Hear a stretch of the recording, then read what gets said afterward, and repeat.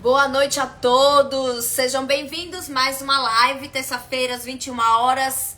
Hoje com dois convidados super especiais, um que tem cadeira cativa aqui comigo, que é o Dr. Márcio Salmito, que já é conhecido de vocês, que inclusive ele acabou de entrar, querido, tudo bem?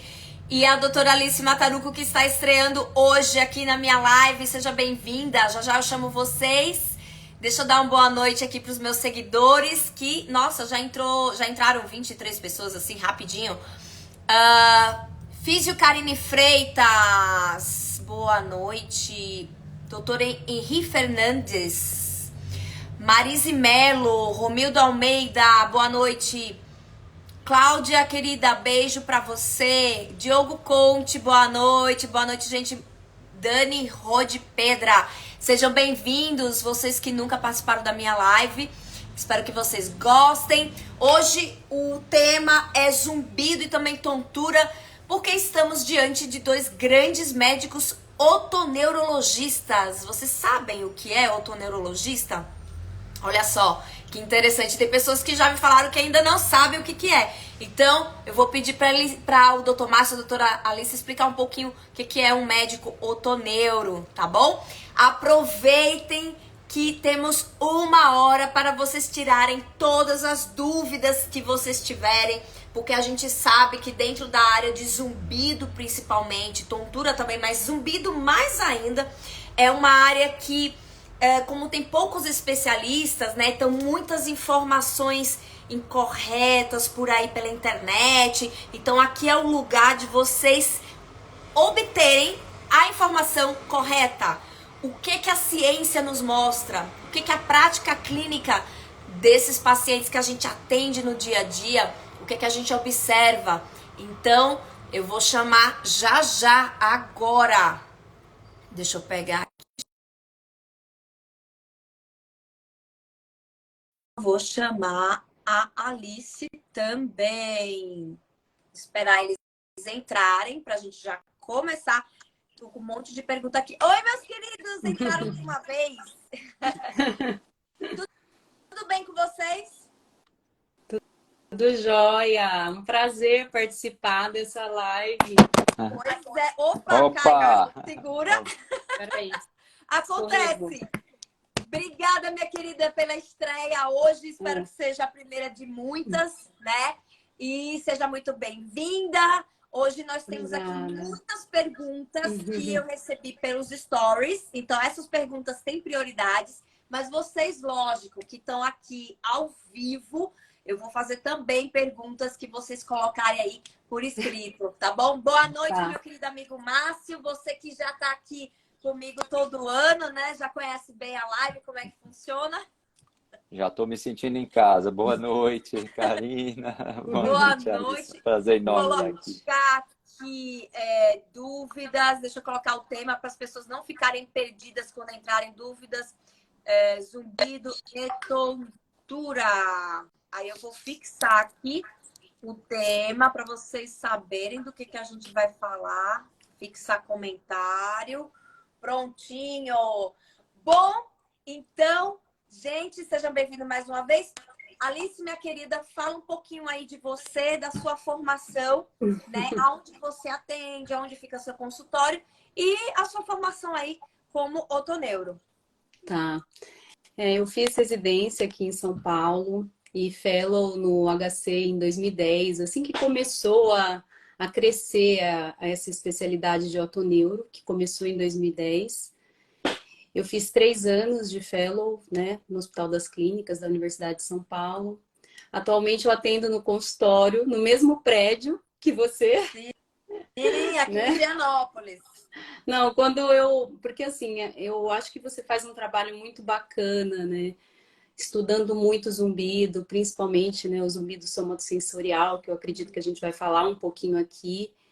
E eu já até seguia, você achava o máximo o conteúdo. Aí quando eu vi que você atendia no mesmo prédio, eu falei, não, preciso conversar com ela, né? E a gente se conhecer. Então, para mim é um prazer estar com vocês, 2 profissionais que eu tenho uma grande admiração. E vamos tentar aí esclarecer um pouquinho, né, sobre as dúvidas de tonturas, zumbido, que é a área que a otoneurologia estuda, se dedica, né? Na realidade, é uma subespecialidade da otorrinolaringologia, né? Eu resolvi fazer otoneuro porque eu ficava muito aflita durante a residência, porque quando chegava um paciente com tontura, zumbido, a gente ficava perdido, né? Então era aquela coisa, vamos operar, vamos... e não sabia lidar com o paciente, né? Ô, Então eu Alice, me falei, fala uma ah, coisa. Mas existe assim, como é que a pessoa faz a formação em otoneuro? Tem uma residência específica para otoneuro? Como é que é não, isso? não tem uma residência específica para otorrino. Hoje, a residência de otorrino é mais privilegiada porque existe agora muito mais profissionais que se dedicam à otoneurologia. Então, com o fellow, porque assim, o fellow, muitas pessoas já estudavam otoneurologia, mas não era tão frequente. Concorda comigo, Márcio? Sim, sim, sim. Então, eu acho que assim, eu acho que cresceu mais mesmo a partir de 2010, que foi tendo mais congressos. Então, assim, atualmente a gente, quando participa de congressos, a sala sempre está cheia, porque realmente zumbido, tontura são sintomas que são realmente um desafio, que requer muita dedicação, que requer estudos, porque eles podem estar relacionados com doenças do labirinto, né? Mas também com outras doenças que a gente precisa abordar, né? Então, a gente precisa avaliar esses pacientes como um todo. Então, a otoneurologia, eu acho que ela é uma especialidade que se dedica para o paciente de uma forma muito completa, né? Porque a gente pergunta tudo, né? Tudo mesmo. Acho que Sim, é sim, isso. excelente explicação. Então, gente, vocês entenderam agora o que seria o otoneurologista. Doutor Márcio, fala aí um pouquinho sobre a sua formação mais uma vez aí, porque sempre tem seguidores novos todos os anos, então tem gente aqui que ainda não te conhece. Prazer estar aqui hoje de novo, Karina. Prazer grande estar aqui com vocês. Também sou fã, conheço as duas, pessoas muito queridas, competentes. Eu estou aqui mais uma vez, agora falando um pouquinho de tontura também. Não, da outra vez acho que foi Menier, né? Então também Foi. tá envolvida aí a tontura. É isso aí. Prazer muito grande estar aqui. Realmente a otoneurologia é uma área mais recente, né? Existe, não tem residência médica, mas tem o fellow, né, Alice? Como a Alice falou, eu também fiz o fellow. O fellow e residência é a mesma coisa, a diferença é que o fellow a gente faz de graça, não ganha nada, não tem bolsa. E a otoneurologia também é conhecida como neurotologia ou medicina audiovestibular, né? Tem alguns lugares que tem chamado de AVM em inglês, né? Audiovestibular Medicine, alguma coisa assim. Em algum momento vai formalizar, vai ter algum tipo de formalização, mas por enquanto é uma área de conhecimento em que tem curso de especialização, mas não existe vamos dizer, não existe a burocracia de um termo específico de especialidade médica. Ah, interessante, bem explicado, muito bem. E sua formação e aonde você atende? Eu sou médico, né? Eu fiz faculdade de medicina em Fortaleza, na Universidade Federal do Ceará. Depois eu fui para São Paulo, onde eu fiz a minha formação toda, né? De otorrino, otoneuro, né? Acabei emendando no mestrado, doutorado. Médico é meio doido, né? Aliás, o pessoal da área da saúde gosta de trabalhar, né, cara? Trabalhar, estudar, que eu quero dizer. E aí eu acabei fundando e coordeno o núcleo de tontura do Hospital Alemão Oswaldo Cruz, que é onde eu atendo, né? Onde eu faço consultório. E eu ainda faço consultório também em Fortaleza. Eu ajudo a Latam, né, viajando aí para lá e É para cá. verdade. Sabatão não tem buraco onde passa. Já sei onde tem buraco na estrada do céu. Muito Muito bem. bom. Excelente. Gente, para quem não me conhece, os seguidores dos meus queridos amigos, eu sou fisioterapeuta, né? Eu sou a Karina Bezerra Rocha. E eu sou a zumbideira, zumbidóloga, eu só atendo zumbido, eu só estudo zumbido e eu transito entre três áreas, né? Eu tenho um consultório aqui em Higienópolis, São Paulo, eu só atendo zumbido aqui no meu consultório. Eu sou professora, que eu tenho, assim, um orgulho muito grande, eu acho essa área, assim, né? É a profissão mais nobre que existe, então eu sou muito feliz de poder dar aula na pós-graduação. E terceiro, eu fiz toda a minha pesquisa aqui, mestrado, doutorado, aqui na USP, sempre com o tema zumbido. E eu tenho essa página aqui só dedicada também a zumbido e também alguma coisa relacionada à tontura. Eu gosto de trazer porque tem alguma certa relação aí, muitas vezes o que causa um pode levar o outro também, então fica tudo junto e misturado, tá? Gente, ó, temos 65 pessoas aqui. Vocês que estão aqui com a gente, manda essa live, pega esse aviãozinho aqui que tá embaixo, ó, no canto, e caminha para uns 5 amigos de vocês que vocês acham que vão se beneficiar com essa live sobre zumbido e tontura, ou algum profissional que vocês passam. De repente, vocês querem encaminhar essa live para eles poderem se atualizar com esses dois grandes profissionais, tá bom? Vamos começar aqui. Chega de conversa. Ó, a Má Ambrosio perguntou no meus stories o seguinte: pressão alta intracraniana pode causar zumbido por perda auditiva e tontura? Doutora Alice, conta aí o que, é que você poderia falar para essa paciente.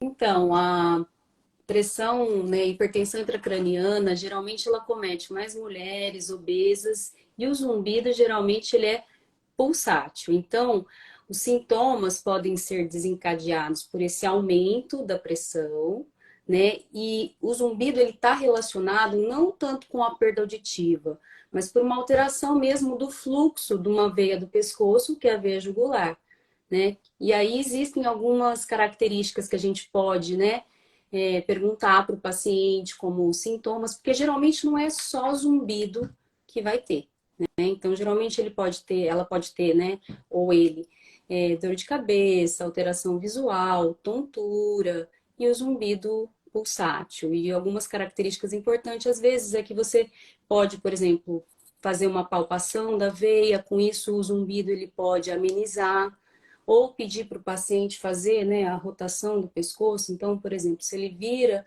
para o lado, né, ipsilateral do zumbido, diminui o fluxo, pode diminuir. Se ele roda para o outro lado, esse zumbido pode aumentar.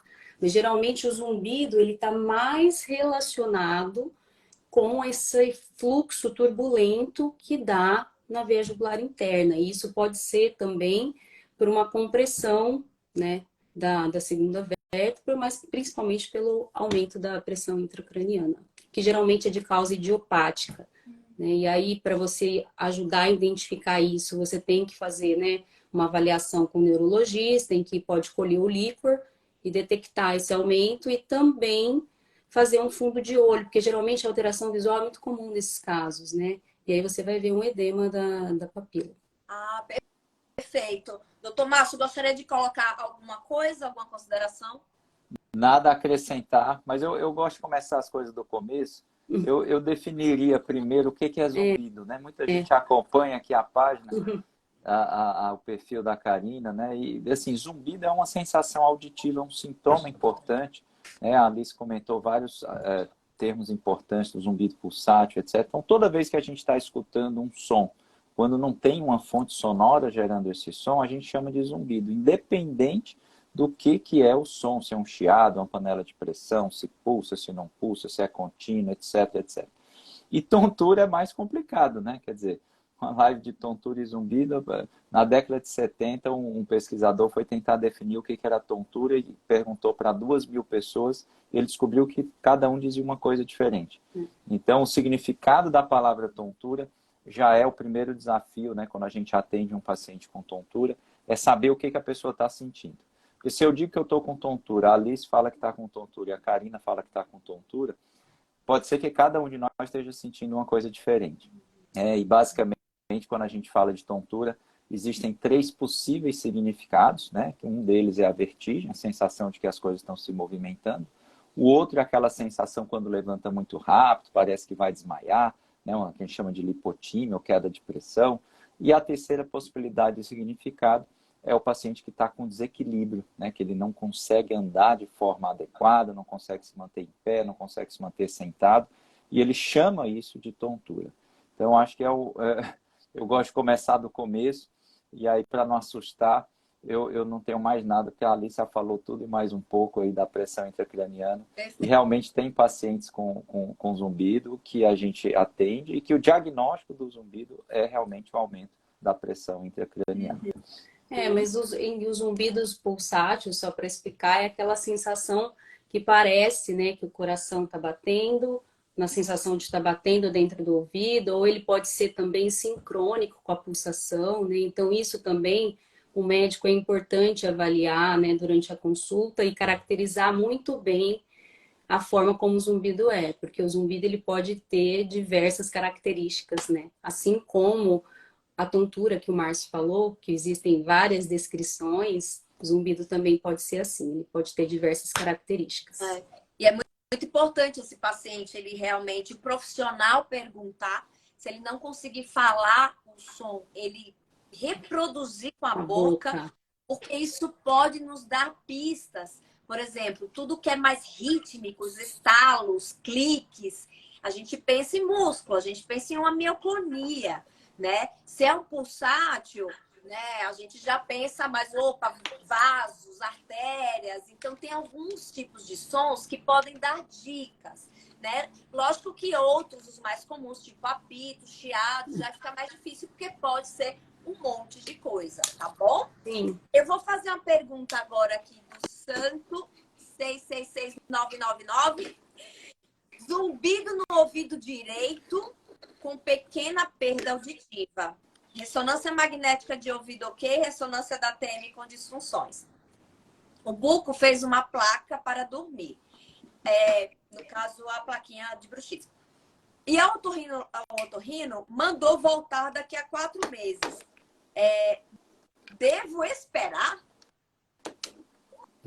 Eu não entendi muito bem, assim, tipo, ele gostaria de repente de voltar antes ou ir para outro profissional? Será que é isso? Ele gostaria de ir para outro profissional para esperar 4 meses? É importante a gente pegar esse caso, né? Claro que não dá para a gente comentar especificamente do caso dele, né? Em poucas palavras, a gente não vai conseguir chegar no diagnóstico, tomar uma conduta. Mas é interessante, ele comentou algumas coisas, né, Karina? Ele falou que tinha uma perda de audição e tinha um zumbido do mesmo lado. E realmente o zumbido tem uma associação com perda de audição, né? Virtualmente 100% das pessoas com zumbido, né, praticamente todos os pacientes com zumbido têm alguma perda de audição. Seja uma perda de audição leve, moderada, severa ou profunda, seja temporária ou permanente, seja detectável ou não detectável pelos exames convencionais, mas quase sempre existe uma perda de audição. E ele, ao mesmo tempo, ele comentou de um fator assim que a Karina é pioneira, mas que agora já está mais na moda, que é a questão somatosensorial do zumbido. Então, quando o paciente tem um problema na TM, que começa a mastigar com dor, que começa a fazer um bruxismo, que começa a ter contraturas ali mais permanentes, um aumento do tônus, né? O músculo fica mais enrijecido. Então, hoje a gente sabe que isso é um fator muito importante, às vezes até como causa principal, né? Como principal perpetuante, digamos assim, do zumbido. Então, de cara, ele já comenta 2 coisas muito importantes em relação ao zumbido, que pode ter relação com a causa do zumbido dele e pelo motivo pelo qual ele continua com o zumbido, que é um problema possivelmente auditivo e um problema, né, que tem relação muscular, somatosensorial, da questão da articulação temporomandibular. Então, não dá para dizer se ele tem que esperar ou não, né? E nem dá para dizer se o caso dele é mais uma coisa ou mais a outra, ou se eventualmente esses 2 fatores hoje nem são o mais importantes, porque às vezes o zumbido se torna, vamos dizer, causado por isso e perpetuado por outros motivos, né? Então o zumbido é uma sopa cheia de nuances, né? E realmente não dá para a gente recomendar especificamente o que fazer nesse caso. Mas é interessante que ele já comentou 2 coisas importantes que têm uma relação muito grande com o zumbido, que é a perda de audição e essas questões musculares, né, somatosensoriais, no caso dele, da ATM. E que bom que mesmo ele tendo um zumbido unilateral, a ressonância dele, né, que ele fez provavelmente da orelha interna, deu normal. Então, a gente já pode pensar realmente aí mais ainda que talvez essa questão aqui da ATM possa contribuir para essa situação. Quem é seu xará aqui? aqui, Márcio Salmito, é seu parente? Ah, é o Márcio Salmito. Eu tenho vários xarás aí pelo mundo. O Salmito. Tem um primo muito querido de Recife. Um abraço Sério? aí, Márcio. Olha só, ô, Alice, ele perguntou Legal. como diferenciar labirintite de VPPB. Nossa, é muito diferente. Labirintite é uma coisa que todo mundo fala, que inclusive o Márcio faz uma campanha que eu acho super legal, né? Que nem toda tontura é labirintite, para de falar labirintite, né? Ah, o Márcio. Hoje eu atendi um paciente que ele falou assim, doutora, falaram para mim que labirintite é coisa de gente rico. Olha. Eu falei, vamos pensar que não é todo mundo que é rico, que é bem mais difícil você ter uma pessoa rica, vamos pensar por essa forma. Enfim, mas labirintite geralmente é uma condição muito rara, uma infecção do labirinto que produz vertigem, que, né, a ilusão do movimento, aquela rotação muito forte, com náuseas e vômitos, perda auditiva, geralmente às vezes precisa até de internação. A VPPB já é uma condição, uma das patologias do labirinto mais frequentes, né? E com um resultado muito positivo para o paciente, né? Então, é a causa mais comum, né, das doenças do labirinto e ela ocorre realmente por causa dessa liberação de pequenos debris, fragmentos, né, dos famosos cristais que são formados por carbonato de cálcio. E aí eles vão desencadear uma tontura, principalmente com a mudança da posição da cabeça. Então, geralmente, essa vertigem ela é muito rápida, né? Ela não causa, ela pode ser uma vertigem intensa, com náuseas e vômitos também. Mas ela é assim, ela é episódica e está muito relacionada com a mudança da posição da cabeça. Então, quando eu deito na cama, quando eu levanto a cabeça para pegar alguma coisa no armário. A labirintite, por exemplo, não. A labirintite, ela aparece de uma forma espontânea, ela é muito mais incapacitante, né? E geralmente pode ter sintomas auditivos associados, tá? E a grande diferença também é que a VPPB, a gente até pode, né, indicar algumas medicações para melhorar um pouquinho essa questão da náusea, do vômito, até mesmo da tontura, mas o tratamento principal, né, não é feito com medicação, e sim com as mãos, que são manobras de reposição, que vai depender também, porque assim, existem 3 canais, então essas pedrinhas, esses cristais, eles podem, né, cair em qualquer desses 3 canais. Então, a importância também de ser feito um diagnóstico por um profissional habilitado, que saiba fazer o diagnóstico da onde está esse cristal. 80% é num canal posterior que ele fica, devido à gravidade, é mais fácil deles cair nessa região. Mas você saber qual canal está cometido vai ser extremamente importante para a gente poder, né, fazer a reposição de acordo com o canal acometido, e esse paciente melhora dentro de 2 dias, até mesmo às vezes quando sai do consultório, já sai. Então a gente adora atender VPPB, né, Márcia? A arte O de que curar com as mãos. significa, doutor Márcio, VPPB? Então, eu acho que quem estuda otoneuro é péssimo de marketing, viu, Karina? Porque tem VPPB, TPPP, é uma sopa de letrinha que não diz nada, né? Mas é bem intencionado. VPPB é a vertigem posicional paroxística benigna. E até reforçar o que a Alice comentou, realmente eu gosto muito da campanha Pare de Falar Labirintite, né? A gente criou em 2018, pela Sociedade de Otorrino, a campanha da tontura anual, né? Então já vai aí na 5ª ou 6ª edição. E o primeiro ano, o tema foi esse, Pare de Falar Labirintite. E assim, labirintite todo mundo conhece, um vizinho, um tio, uma tia, né? A avó, não sei o quê. Todo mundo tem alguém que, minha crise de labirintite, eu fui para Disney, a labirintite atacou, fui no barco, a labirintite, eu não posso andar no banco de trás que eu tenho labirintite. É um termo muito conhecido, né? A gente é muito familiarizado com esse termo. A verdade é que o termo está errado. Então, e é chato, porque a primeira campanha a gente queria dizer assim, labirintite é o nome errado. Mas a gente também não podia dizer que é errado, porque a bendita da labirintite existe.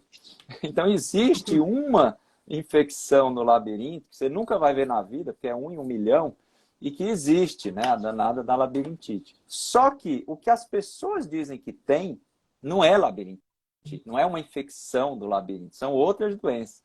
Então a gente ficou numa saia justa, não podia dizer que labirintite não existe, não podia dizer que labirintite é o nome errado, e aí ficou essa frase lá, pare de falar labirintite, porque realmente o nome da doença que a pessoa tem não é labirintite, é alguma outra doença do labirinto. Mas eu não posso dizer que labirintite é um termo errado, porque de fato ele existe, só que é 1 em 1 bilhão, que é uma infecção do labirinto. Então, quando a gente encontra uma pessoa que diz que tem labirintite, geralmente essa pessoa tem alguma doença do labirinto. A gente poderia trocar o termo labirintite por alguma doença do labirinto em busca de um diagnóstico, né? E a mais frequente delas é a VPPB, que é a vertigem posicional paroxística benigna, né? Que é uma doença que quando a pessoa tem, eu digo, olha, você escolheu certo, né? Porque chega doente e sai curado, né? Maravilhoso. Verdade. Então, gente, é típico aquela pessoa que chega e fala, olha, eu fui virar na cama, né? Fui me movimentar na cama e tudo, né? Me senti tonta na hora. Então, geralmente seria a grande chance de que seja VPPB. Vou continuar aqui nas perguntas. Tem a Aniele Gilberto. Existe algum zumbido que faz um som, algum tipo de som específico que nós, fisioterapeutas, não devemos colocar a mão de jeito nenhum por ser uma red flag? Aniele, eu não vejo muito por esse lado de não colocar a mão. Mas, por exemplo, uma red flag, quem não sabe, é uma bandeira vermelha. O que é bandeira vermelha? É aquilo que a gente tem que ficar mais atento, com exames mais minuciosos, para poder entender mais a fundo o que está acontecendo, que seria o zumbido pulsátil, né? Então, assim, antes da gente, por mais que a gente ache que pode ter alguma questão muscular relacionada ao zumbido pulsátil, porque isso existe, você pergunta para o paciente, você passou com um otorrino, com otoneuro, você fez exames mais específicos para identificar isso? Isso é muito importante, tem que ter o diagnóstico diferencial nesse sentido, tá? Mas, logicamente, você não vai manipular a cervical desse paciente. O que é manipular? É dar aquele tranco, né? Aquele estalo que às vezes o pessoal gosta, porque pode pegar alguma coisa relacionada aqui à artéria vértebro-basilar, né? Então, a gente tem que ter esse tipo de cuidado, só isso. Mas não que, nossa, não posso tocar em você. Não é bem assim. É mais tendo cuidado para que esse paciente possa passar por uma investigação minuciosa pelo médico, tá? Tem uma pergunta aqui da Marcela Castro. Eu vou aproveitar uma outra pergunta que eu li aqui. Eu vou juntar as duas. Zumbido constante por perda de audição súbita nas frequências altas. Não, desculpa. Eu errei. A Marcela Castro perguntou: qual a relação entre o zumbido e a tontura e a esclerose múltipla?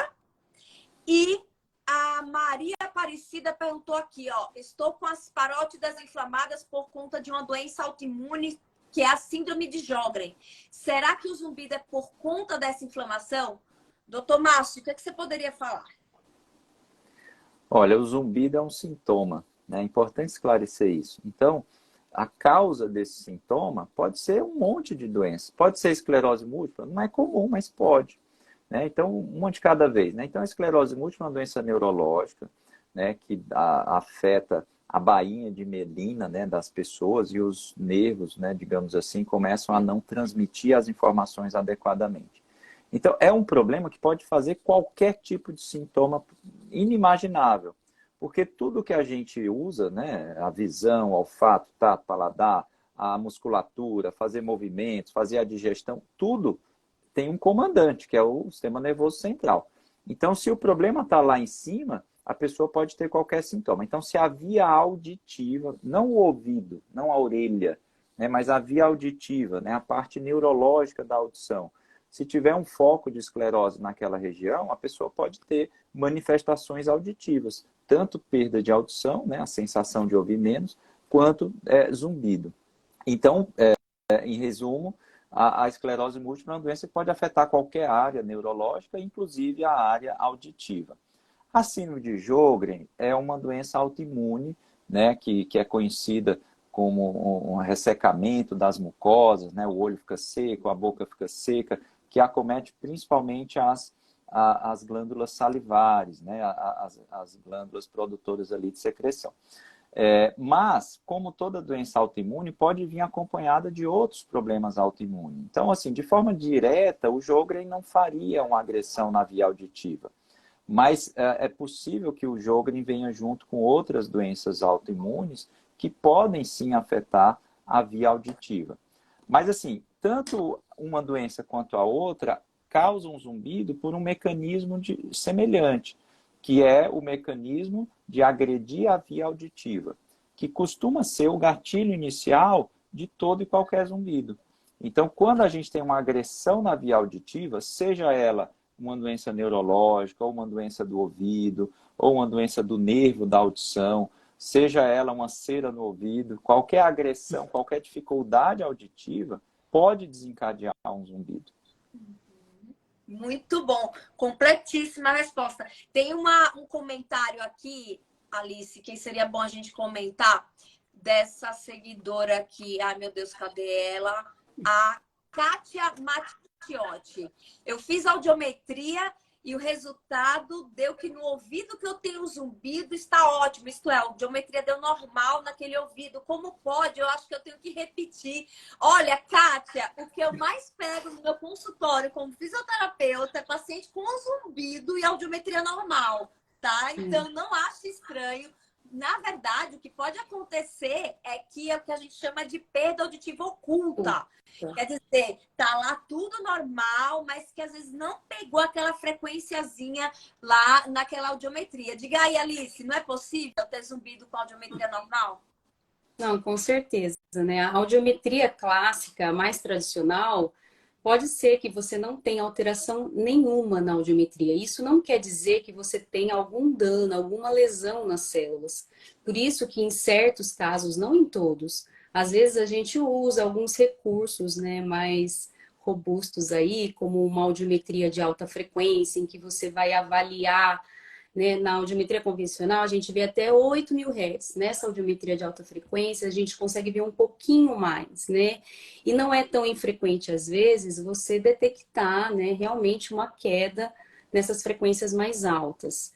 Mas não é o exame em si, sim a clínica do paciente. Como você falou, é muito comum no zumbido somatosensorial a gente ter, às vezes, na audiometria convencional, geralmente unilateral, e você ter uma alteração somatosensorial, uma disfunção temporomandibular, ou um problema de contratura no pescoço, e que quando chega nas mãos da Karina, ocorre uma melhora significativa dessa queixa, desse sintoma. É muito importante falar que, como o zumbido, como o Márcio falou, você falou que é um sintoma, ele pode ser decorrente tanto de uma perda auditiva, de uma lesão de célula auditiva, como também causas que não estão relacionadas com o sistema auditivo, como acabou de falar aqui. Ele pode ter uma outra origem. Por isso que no paciente com zumbido, com tontura, é muito importante a gente investigar todos os sentidos do paciente. Por isso que geralmente faz exame audiométrico,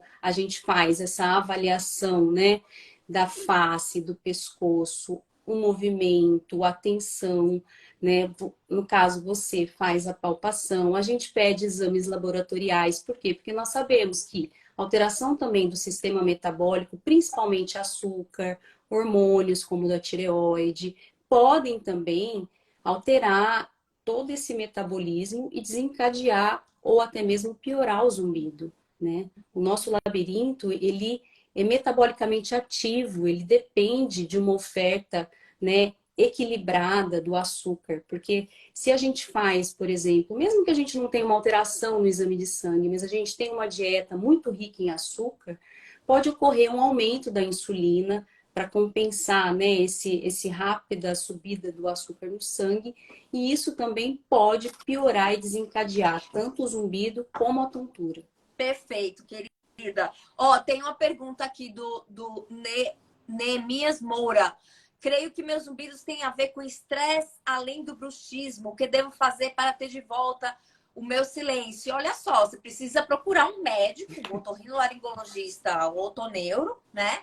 E depois passa por toda a avaliação e, se necessário, já que você percebeu alguma relação com bruxismo, seria interessante um dentista, né, especializado nessa área de bruxismo e disfunção temporomandibular, e um fisioterapeuta, talvez também, de repente, para avaliar o senhor, tá bom? Aí, a partir disso, teria que fazer todo um tratamento, uma conduta, para que o senhor possa, pelo menos, aliviar este zumbido.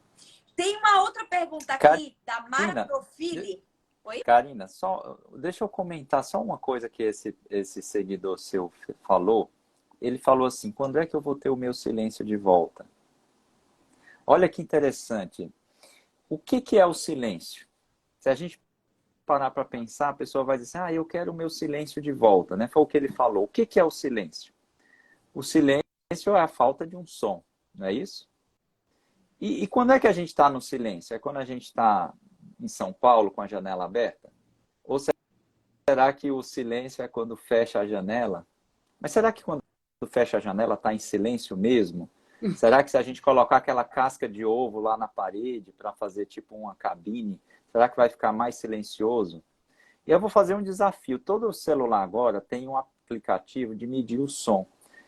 Depois da live aqui, ninguém vai sair da live, mas quando acabar, a gente vai pegar esse celular e vai medir quantos decibéis tem o ambiente mais silencioso da casa. Eu quero um print. Quem é que vai mandar um print desse silêncio de 0 decibéis? Não existe o silêncio. E isso é tão interessante. Tem uma cabine que a Microsoft construiu, que é uma cabine de fato anecoica. É uma cabine que não tem som. É uma cabine que foi feito lá a preparação. Imagina uma casca de ovo multiplicada por 5.000. E aí fizeram lá uma cabine completamente sem som. Sabe o que acontece no ambiente realmente silencioso? A pessoa fica muito incomodada. As pessoas não aguentam ficar muito tempo no ambiente silencioso, de fato, um ambiente sem som, porque um ambiente completamente sem som, você começa a ouvir sons que você não costumava ouvir. O cílio aqui, a pálpebra piscando, a deglutição, a respiração entrando, o sangue circulando na cabeça.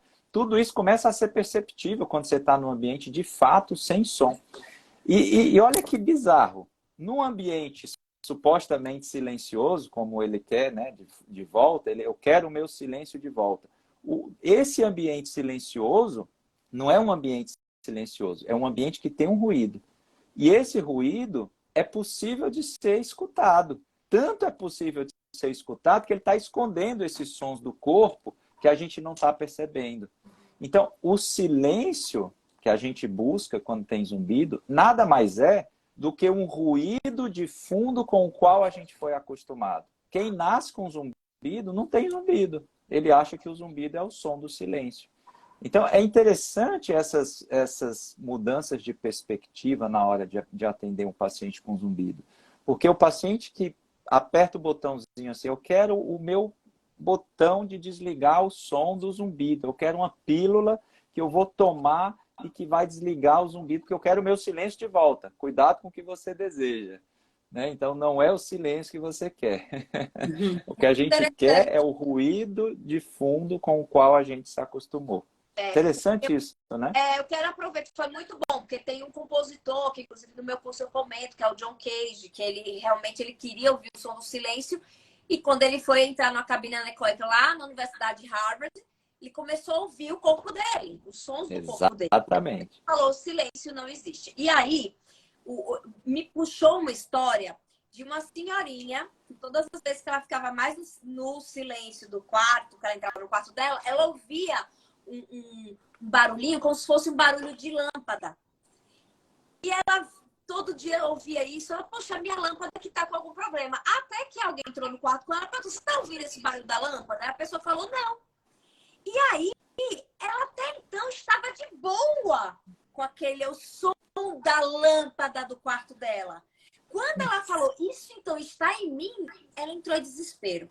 A mensagem que eu quero deixar para vocês é, gente, 80% das pessoas, segundo um estudo americano, 80% das pessoas que têm zumbido, elas se habituam ao zumbido. Elas têm uma vida completamente normal. Quando entra o contexto, a associação negativa, o significado ruim de que algo é perigoso, de que algo está em mim, que eu estou com algum problema, aí começa o sofrimento. Então, eu queria que vocês levassem essa minha fala para reflexão hoje. Quanto quanto vocês associam o zumbido a algo sofrível e, de repente, é isso que está fazendo vocês sofrerem com ele e não se habituar e ter uma vida normal, como 80% das pessoas que têm zumbido. Reforçando Muito isso bom! aí, Karina. Reforçando isso que você falou. Se a pessoa pegar o som do zumbido dela e ligar numa caixa de som numa sala, as pessoas vão se incomodar tanto quanto? Não. Não vão. Não vão. A intensidade Não vão. geralmente é muito baixa. É muito Exatamente. baixa. Às vezes eu gosto, dependendo, às vezes quando um paciente que é muito minucioso, que quer entender como acontece, a gente faz, né, mede a intensidade, a frequência do zumbido, e aí ele se assusta, porque quando ele vê que a intensidade é muito baixa, 5, né, ele fala, nossa, e isso às vezes é tão bom para o paciente entender que às vezes é a percepção que ele tem, né? Todo paciente com zumbido, eu gosto muito de fazer 2 abordagens quando ele chega, né? Que é o que ele acha, a percepção dele e a reação que ele tem em relação a isso. Porque são essas 2 coisas que a gente tenta trabalhar nesses pacientes, né? Para eles entenderem que o tratamento, existe o tratamento, é possível melhorar, é possível reduzir, porque eles geralmente chegam desacreditados, né? Ah, tem que se acostumar, não tem o que fazer. E talvez você mostrar para ele, fazer toda a investigação, descobrir as possíveis causas que podem estar associadas, como a perda auditiva, né? 80, 90% dos pacientes com zumbido têm a perda auditiva associada. E muitos, às vezes a perda não é tão grande. E às vezes eles têm uma certa relutância para tentar reabilitar essa audição. E isso, às vezes, pode fazer muita diferença no tratamento, né? Então, é muito importante o paciente entender que é possível. Mas não depende só da gente, não depende só de medicação. É muito importante que ele entenda que às vezes é preciso ter uma mudança do estilo de vida, do seu comportamento e do seu pensamento em relação a esse zumbido. E isso é uma coisa muito positiva para o paciente melhorar, né? E a gente precisa mostrar isso para eles. Tem uma associação que os chineses fazem, que é, eles chamam certas coisas que são benignas, mas que às vezes as pessoas interpretam como algo perigoso, eles chamam de tigre de papel. Então, às vezes, o zumbido é um tigre de papel. Então, a palavra tigre amedrontador a gente faz uma associação de perigo. Só que ele é de papel. E muitas vezes a pessoa, ela entra naquele espiral descendente e aí ele se emaranha naquela situação e entra no sofrimento eterno aí. E na frente o que ele tem seria um tigre de papel. Vamos lá, vamos continuar aqui com as perguntas. A Mara Profili, provavelmente ela deve adorar uma Coca-Cola. E a pergunta dela foi: Coca-Cola zero pode desencadear uma crise? Ela falou assim, crise, vamos pensar assim, tontura ou zumbido? Fale aí, Márcio. Eu acho que ela quis perguntar se é uma crise de labirintite. Pode ser. Também então, acho. A Coca-Cola, né, Pepsi, Guaraná, café, chocolate, todos eles são alimentos ricos em cafeína. Né? Então, os estimulantes, né, os derivados da xantina, né, esses açaí também, né, essas coisas que são energéticas, né, digamos assim, elas são estimulantes neurológicos. Então, as áreas cerebrais que estiverem já estimuladas, né, no caso, né, quem tem zumbido tem uma região auditiva muito estimulada.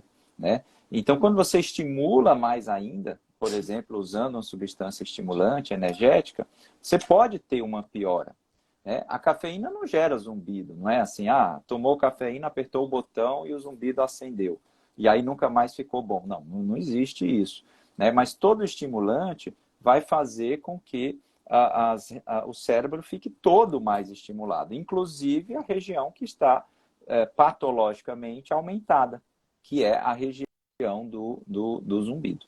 Tá? Então, essas substâncias todas funcionam como se fosse um agravante, né? Como se fosse um fator ali que vai cutucar a ferida, né? Mas não foi quem causou a ferida. Perfeito. Mas rapidinho, além também do estimulante, eu acho que essas bebidas zero têm muita concentração de sódio. Às vezes a gente esquece que esses produtos industrializados, eles têm muita concentração de sódio e a concentração de sódio ela também interfere muito. Não só para, às vezes, quem tem algum problema como na Meniere, na pressão alta, que também pode piorar o sintoma. Muito bom. A Dice Arumi perguntou assim: fale com simplicidade o que seria um zumbido somatosensorial e se não tratar, será que pode piorar? Ou Dice, olha só, o zumbido somatosensorial seria aquele zumbido que pode ser causado ou piorado por influência de músculos e articulações. Então, disfunções, alguma coisinha errada que tem aqui, ó, mandíbula, pescoço, ombros, tudo isso pode gerar, deixar a sua audição, sua via auditiva muito agitado.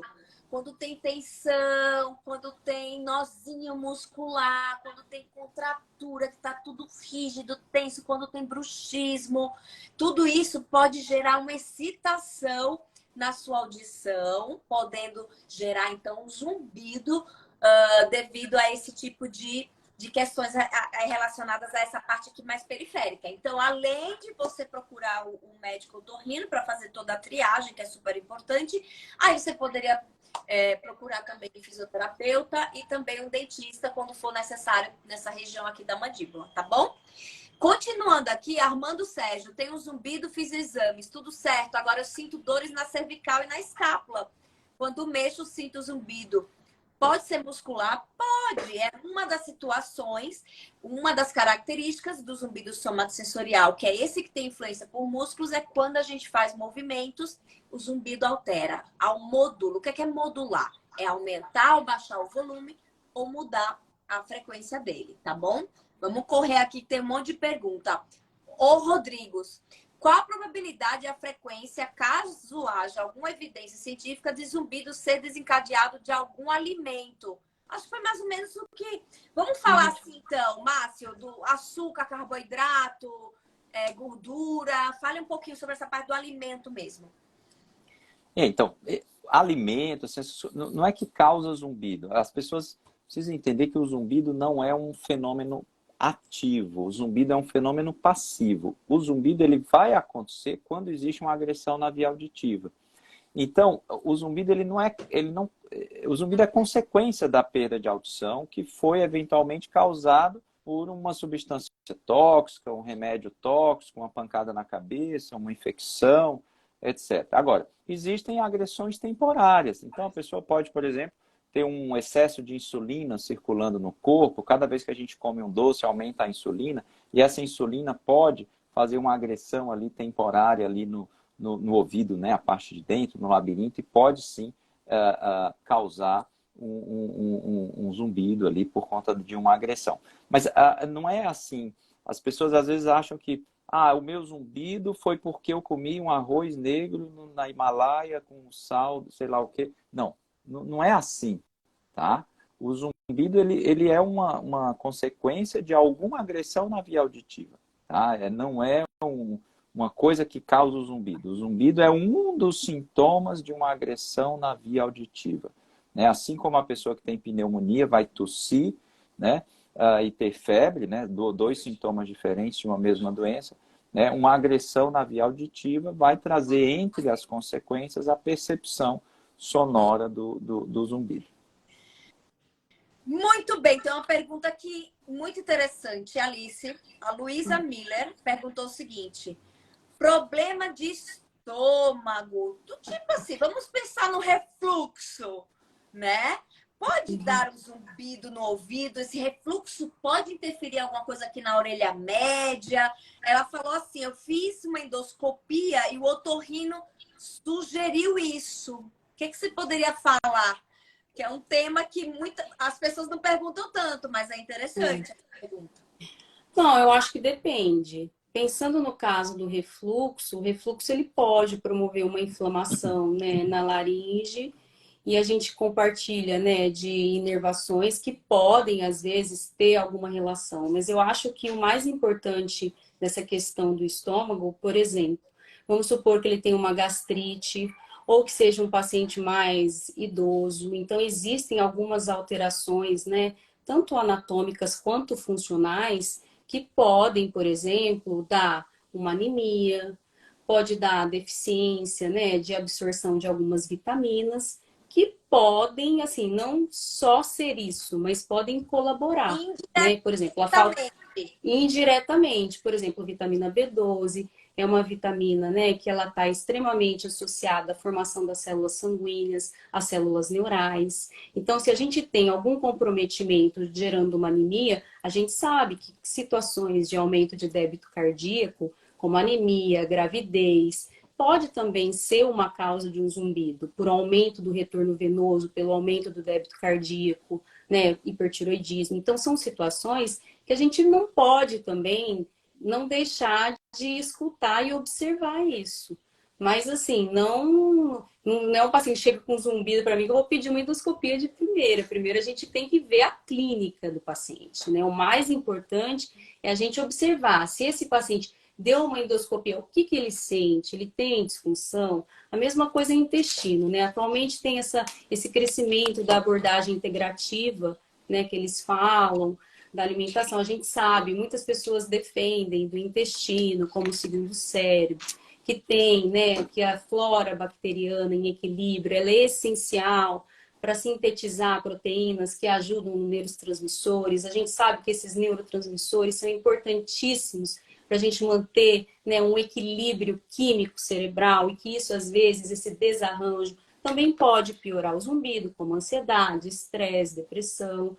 Existe também essa questão, além desses neurotransmissores, essa flora alterada, ela pode ser tóxica e, de alguma forma, contribuir indiretamente para essa piora do zumbido, vamos dizer assim, né? Então, eu acho que a gente tem que valorizar, né, a queixa do paciente, mas sempre correlacionar com a clínica, Isso não só o exame. é muito boa resposta. Rafael Oliveira 90. Ozonioterapia ajuda no zumbido. Rafael, não tem evidência científica. Acabou de sair uma revisão sistemática no ano passado sobre o uso de ozônio para zumbido e ainda não tem evidência científica para isso, né? Como nós somos bonitinhos, a gente tenta seguir, né, a ciência para ajudar vocês.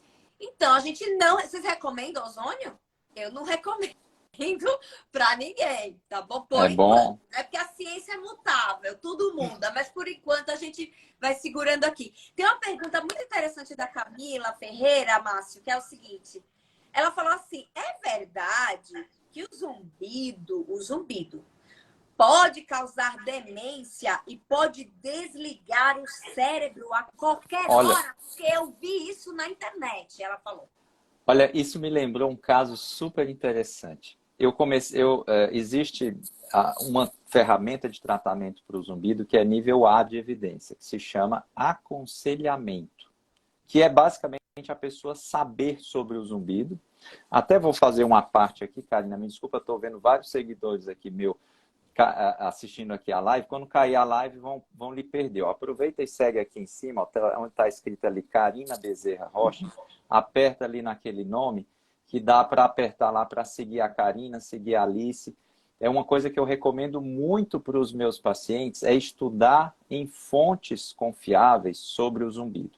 E aí eu estava explicando sobre o que é o zumbido, de onde vem, para onde vai, tá, parará. E aí a paciente se virou para mim e disse o seguinte: nossa, doutor, agora faz sentido. A minha mãe tem Alzheimer.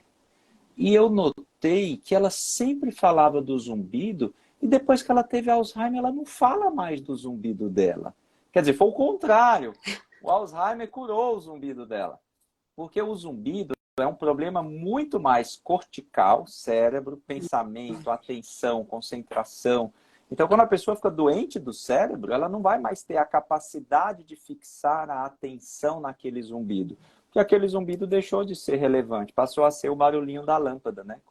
Como a Karina falou. Então, pelo amor de Deus, tá? O zumbido não causa demência, não tem nada a ver, o zumbido é um problema auditivo, existe uma relação grande com fatores agravantes, transtorno de ansiedade, problemas musculares, tensão muscular, problema de ATM, problema de vitamina, doenças do corpo. A gente tem que tentar identificar a causa do zumbido. O zumbido é um sintoma, não é uma doença. Mas, pelo amor de Deus, gente, muito cuidado com informações da internet. Procurem fontes confiáveis, sigam pessoas que têm realmente mais respaldo, porque, às vezes, é prejudicial. Uma das coisas mais prejudiciais que eu acho no controle do zumbido são as informações erradas. O médico que chega para o paciente e fala que o seu zumbido não tem cura, no meu entender, está fazendo mal. Não é assim uma coisa bobinha. É um prejuízo que a pessoa fala. Então, as informações erradas são sempre perigosas, né? Fake news está na moda, né? Uma polêmica e tal, mas informações erradas para o zumbido, particularmente, são muito, muito perigosas. E essa aí da demência me parece completamente descabida. Exatamente. A única coisa, assim, que tem um estudo muito bem elaborado pela The Lancet é a relação da perda auditiva, que não é o zumbido, Sim. É uma perda auditiva com a Sim. demência, que é a principal relação, não é isso? A perda auditiva é uma das causas evitáveis de demência. Eu não quero ter Alzheimer, o que eu posso fazer? Eu tenho que todo dia aprender um idioma novo? Bom, usar a mente parece que ajuda, mas o principal fator evitável, não quero ter demência, fazer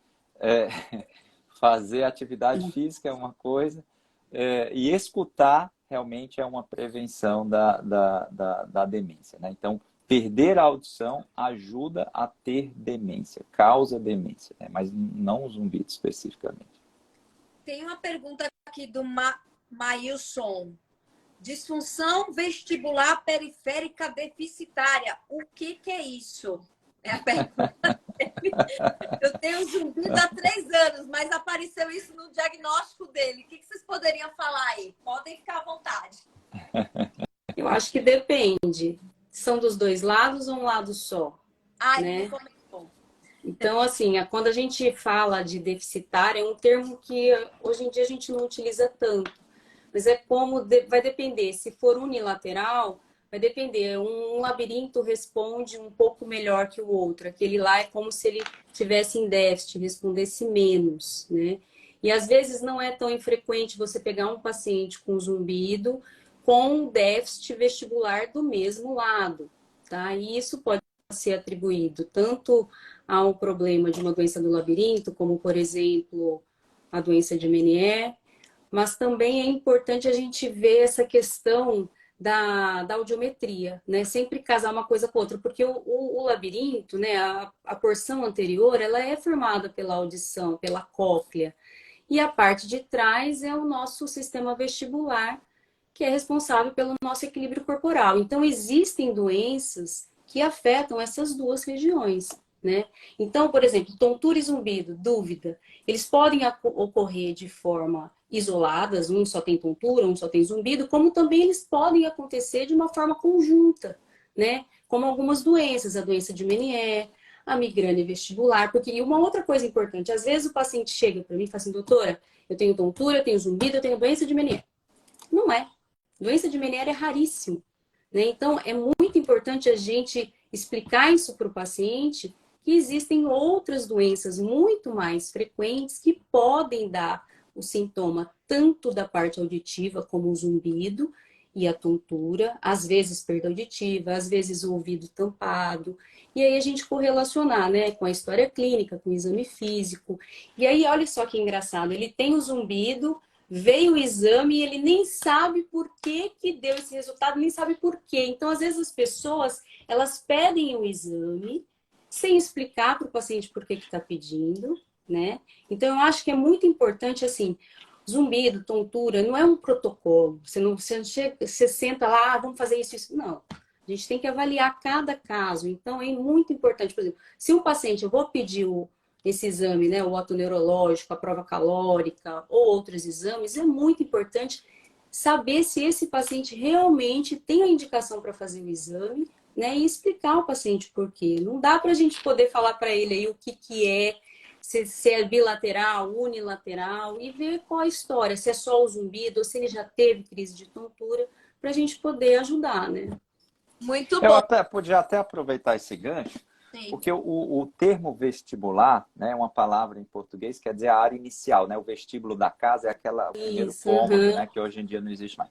Mas na medicina acabou que o uso ficou mais frequente no sistema vestibular. E o que é o sistema vestibular? A nossa área, nessa área de otoneurologia, é tão ingrata que ninguém sabe nada, né? Quer dizer, a pessoa não sabe o que é o sistema vestibular, não sabe a definição de tontura, né? Então, quando o paciente chega, a gente começa pelo português, né? Então, o sistema vestibular é o nosso sexto sentido, né? A gente aprende lá no primário que tem visão, audição, olfato, tato e paladar. Mas a tia Bel, lá da segunda série, não ensinou pra gente que a gente tinha mais sentidos do que apenas os 5. E esse sexto sentido é o sentido que a gente chama de vestibular, que é a capacidade que o nosso corpo tem de perceber a posição e os movimentos que o nosso corpo faz. E qual é o órgão responsável por esse sistema sensorial? É justamente o ouvido. E o ouvido, na parte de dentro, tem um apelido que se chama labirinto. Então, quando a gente fala do labirinto, a gente está falando do ouvido. E quando a gente fala do ouvido, a gente está falando de um órgão que tem duas funções, e não só uma. A função do ouvido é escutar, na verdade, ouvir, né? E também perceber os movimentos. E essa percepção de movimento a gente chama de função vestibular do corpo. Então, quando a gente está investigando um paciente que tem uma sensação de movimento, que é a vertigem, a gente suspeita que o problema seja no sensor de movimentos, que é o sistema vestibular. Então, a gente vai pedir um exame que avalie o sistema vestibular. Se o exame mostra uma disfunção vestibular, está mostrando que tem uma alteração, um problema nessa estrutura, nesse sistema vestibular. E como o sistema vestibular e o sistema auditivo, eles funcionam pelo mesmo órgão, que é o ouvido, muitas vezes um paciente com zumbido e com vertigem, né, na verdade, tem uma disfunção nas duas esferas, a auditiva, né, que a gente examina com os exames de audição, e na esfera vestibular, que a gente examina com os exames vestibulares. Muita coisa nova, né? Muita coisa. Gente do céu, vontade assim, de já pedir uma pizza, abrir um vinho e ficar aqui batendo papo com vocês. Enquanto a gente terminar a abóbora, porque são 10h02. Eu vi aqui um fã-clube do Márcio Salmito. Como é? A caravana do Márcio, todo mundo aqui falando dele. A família toda. A família toda. E aí, só para finalizar, para a gente fechar, eu noto que, pelo menos no meu dia a dia e nas lives, as pessoas perguntam muito assim: zumbido por perda de audição tem cura? Zumbido por somatosensorial por músculo tem cura? Zumbido por qualquer X coisa tem cura? Gente, o que eu sempre falo é o seguinte: todo zumbido é possível desaparecer. Qualquer um pode desaparecer. Só que a cura, né, que eu gosto de chamar mais de remissão, a gente fala em 10, 15%. Não é para muitos, é para poucos. Né? Eu acompanho uns pesquisadores que fazem reuniões, uns podcasts aí, eu vou ouvindo eles, e eles falam muito desse número, e eu concordo com eles. Né? O que eu vejo na prática clínica. Então, todo mundo vai desaparecer o zumbido? Não, a maioria desaparece, aquele zumbido que persiste, que passa de meses. Não desaparece. É de 10 a 15% que some. Mas assim, qual é a boa notícia? A boa notícia é que o foco é na qualidade de vida. Pensa no seguinte, sabe o que é um zumbido? Você ter um zumbido e estar habituado a ele? É como se ele fosse um sinal na sua pele. Esse sinal existe, ele tá aqui. Mas esse sinal que eu tenho aqui, ele me pede de dormir? Não. Ele me pede de ler? Não. Ele me pede de trabalhar? Não. Isso é ter um zumbido habituado. Ele tá lá, mas ele não afeta em nada. Então, não tenham medo, receio de ter um zumbido, mas um zumbido que vocês consigam se habituar, tá bom? Então, pensem nisso. A outra coisa também que eu queria falar, porque é muito comum essa pergunta, né? De se tal coisa pode levar a uma cura do zumbido. Lembrei. E a última coisa que eu queria deixar aqui de mensagem para vocês é que o pessoal pergunta assim: meu zumbido veio depois de tal situação, foi o gatilho para vir o zumbido. Só que eu tratei esse gatilho e o zumbido não foi embora. E aí? Gente, quem mantém o zumbido é o cérebro. Então, às vezes, a pessoa começou o zumbido logo depois de um torcicolo, depois de um bruxismo intenso. Parou o bruxismo, tá tudo certinho aqui. Não tem mais nada no músculo. Mas o zumbido continua. O que faz manter são regiões do cérebro da gente. E aí é que vem o grande desafio dos cientistas e pesquisadores, que é como desligar esse zumbido que está lá sendo mantido pelo cérebro. Por isso que não é tão simples assim. Mas é possível a gente entregar, a gente conseguir aí uma qualidade de vida para vocês. Tá bom? Com tratamento. E outra, uma pergunta muito comum. Sobre tratamento. Todo zumbido tem tratamento. Muitos perguntam, perda de audição. Gente, tem como tratar. Porque o zumbido está muito atrelado também ao sofrimento. Então, quando está atrelado ao sofrimento, que a gente chama de transtorno do zumbido. O transtorno do zumbido é diferente do zumbido sintominha lá. Então, quando tem um transtorno, que são as pessoas que sofrem, que se incomodam, que procuram ajuda, que tem uma repercussão muito negativa na vida delas, mais ainda, essas têm muito que ser feito, porque a gente consegue baixar aquele volume, aquela percepção, a pessoa consegue ter uma qualidade de vida, ela consegue ser funcional, ela consegue funcionar na vida dela. Vocês querem deixar a última mensagem para os seguidores? Eu queria agradecer. Desculpa, pode falar. Imagina, primeiras damas. Não, adorei participar. Foi muito legal e eu acho que o enfoque mesmo é zumbido tem tratamento, é possível melhorar.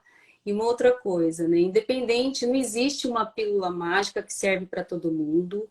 É muito importante que a gente faça uma avaliação individual, né? E que é extremamente ter uma abordagem adequada, tanto desses dois sintomas, zumbido como tontura, porque são sintomas que, quando não são tratados de forma adequada, tem um impacto muito difícil, muito negativo, né, na qualidade de vida. Então, é possível. Então, procure ajuda. Não fique vendo só a internet e procure a ajuda de um especialista empenhado em te ajudar. Maravilha. Não, eu vou deixar o mesmo recado que eu deixei ontem. Ontem, por coincidência, fui convidado para uma live aí de última hora, Karina, do pessoal do Resiliência Humana, bem legal, o Robson Amoshi e a Bruna Dorileu. Tá gravado, inclusive, lá no perfil deles. E o último recado que eu dei foi o seguinte: todo zumbido, que é bem na linha do que a Karina acabou de falar, todo zumbido, todo e qualquer zumbido, não importa a causa, piora quanto mais a pessoa sofre com ele. E todo zumbido, pode ser um câncer terminal que está causando um zumbido na pessoa, vai melhorar o zumbido se a pessoa conseguir reduzir o sofrimento diante dele.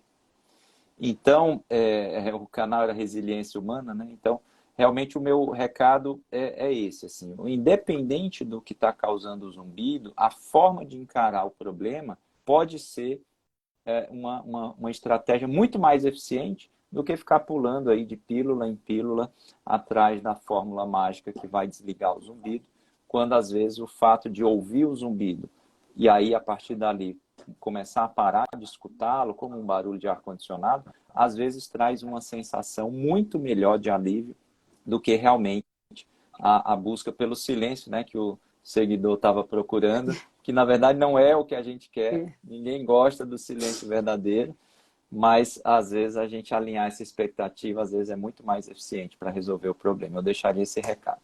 E brigadão pelo convite. Passamos do tempo, 10h09. Próximo mês, no final do mês, temos mais uma live de dúvidas, então aguarde o próximo mês aí para poder atender a todos, porque são muitas perguntas ao mesmo tempo e a gente quer responder a todos e com calma e com tranquilidade, tá bom? Queridos, beijo grande para vocês. Obrigada mais uma vez. Até a próxima. Obrigada a vocês, seguidores, queridos, pela participação. Espero poder ter ajudado de alguma forma vocês, tá bom? Boa semana a todos. Beijos. Tchau, tchau. Tchau. Tchau, boa noite.